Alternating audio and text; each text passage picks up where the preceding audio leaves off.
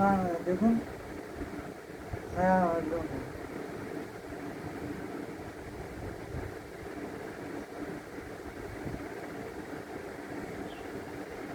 ও আপনার বাবা রেল ডিপার্টমেন্টে কাজ করেন?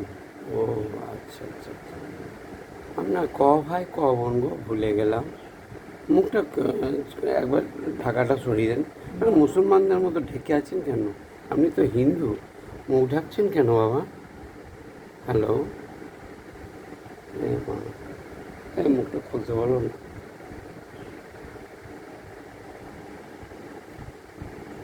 আপনি কখন কখন মুসলমানদের মতো বেরোবি? মুখ ঢেকে আছেন কেন বাবা? ও দাদা, দাদা গো। হ্যাঁ উফ,